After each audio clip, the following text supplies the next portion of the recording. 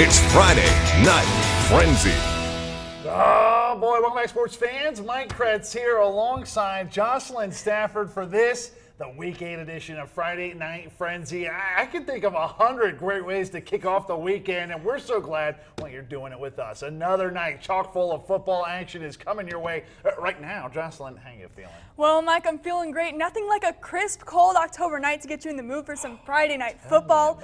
Mike, sounds like you had the game of the night. Why don't you kick us off? All right, let's do it. And Jocelyn, we're going to start tonight in Delta, home of the Panthers, and home tonight to a big-time matchup in the 2A West. The Basalt Longhorns visit the City of Murals, and when you get to this point of the season, it's appropriate to start talking about playoff hopes. Implications in this one abound. Let's get you to the action right now. And as we got there, Basalt scored their first touchdown of the game, a big 68-yard touchdown pass to bring it to 14-7. Delta 2 plays later respond with this, the old hook and ladder designed for SIE Carrillo. If you blinked, you missed the pitch. Don't sweat. We'll show it to you again later. Gavin Brewer took up a lot of defenders on that one. Delta on top, 21-7. Longhorns trying to respond. It looks like this might have been a fumble here. Ruled an incomplete pass. That was Connor Workman with the rush around the edge. And here he comes again. This time, though, they do complete the pass, but wouldn't be able to get too much further in that second half. Let's get to the second half. Here it is, the opening kickoff. Basalt getting the onside kick, a big momentum play to start, and then looking high, completing the pass to move the chains, but on the next set of downs, Cade Schneider running the option on the far side, loses the football. Basalt recover, but not for a gain. Turnover on downs. Delta comes away swinging. Ty Reed for Workman, just off the fingertips, would have to punt. 3rd and 9 for Basalt, going for it on the ground, but watch the big hit delivered by Trayton Sandoval. 4th and long. Expert level coverage here from Carrillo, making the sure stop for the Longhorns. They don't pick up the first down, and now Delta goes to the pharmacy to fill a prescription for the Longhorns, and that prescription is Timmy Horn. A statement drive for this young fella, and really the entire Delta team. It is going to feel like I'm showing you the same play over and over, and that's because I kind of am. It just Timmy Horn right up the gut every single play. Almost fumbled here. Watch this. The defender has his hand to it. Yo, sir, that is great concentration. Way to keep it up. And it to avail. No avail. So Timmy Horn just keeps going. It's all Timmy Horn this drive. Who punches it in? Who else would it be? Timmy. Delta up 28-7 when we left. Let's get you to your final. How about it? 42-14. That's a big win for the Delta Panthers. You see the Longhorns, number 7, that's CHSAA RPI rankings. This could go a long way for Delta when it comes to that. Jocelyn, you got more. Yeah, Mike, I had a packed schedule tonight, but I'm not complaining. I got to head out to Bears Stadium where Rifle was hosting the Coleridge Titans. We have two teams who are looking for some redemption. Coleridge still searching for their first victory of the season. Rifle suffering 2 losses in a row. Who can come out on top? Let's find out. Kicking us off, Rifle is going to get first possession here. Austin Bolin with the kickoff return. Drops it at first, but that's all right. He gets the Bears to the 27 before the Titans can bring him down.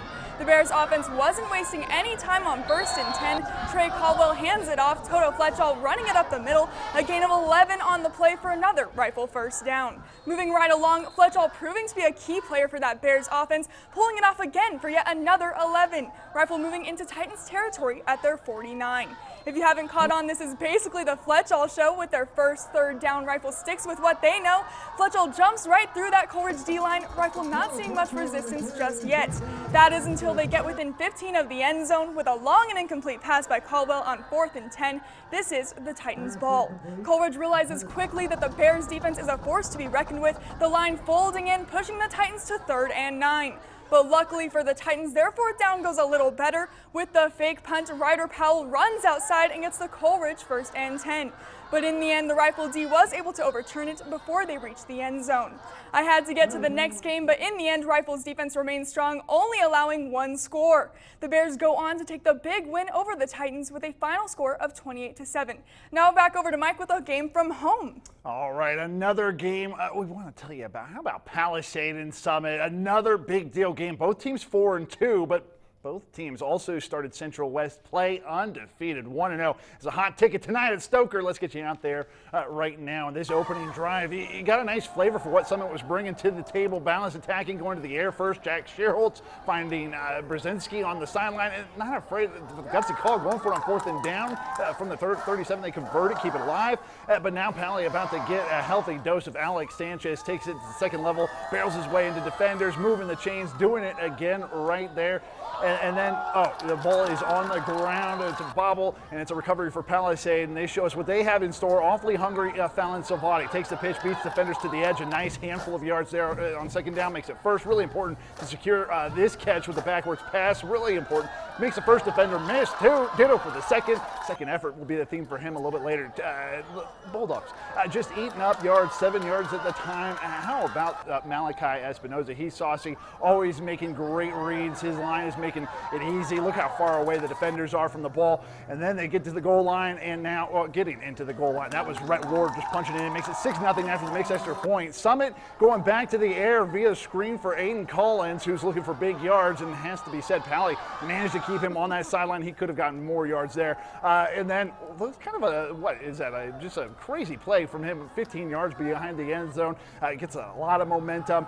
In fact, it's just making plays right there. Number 4. This is on 3rd and 19, and oh boy, it becomes a foot race. Shearholtz is going to win after another missed extra points. We're tied at 6. Can Pally respond? Let's find out. Enjoy some of Espinoza, some strong running here on that near side, later using the counter play. Listen, Palisade doesn't hide what they're going to do offensively. It's just a matter of if you can stop it. Back to the pitch out. This is Salvati with a whole head of steam coming right at you in that second quarter. Ward coming up with some hard-earned runs. Back to the counter we will go. Pally just chunking away, and then you're going to have to watch Salvati. He's in motion right here, gets some momentum, going to the line of scrimmage, gets stopped, but he's not going to be denied. How about the second effort on that play? That deserves a replay. Hate to leave this game at this point, but we had other games to get to. You just saw our Delta highlights. Let's get you to the final. How about it? Palisade win a big one, 29-6. Hey, don't go anywhere. Jocelyn has some 1A highlights coming your way. Give me some top plays. We'll see you then.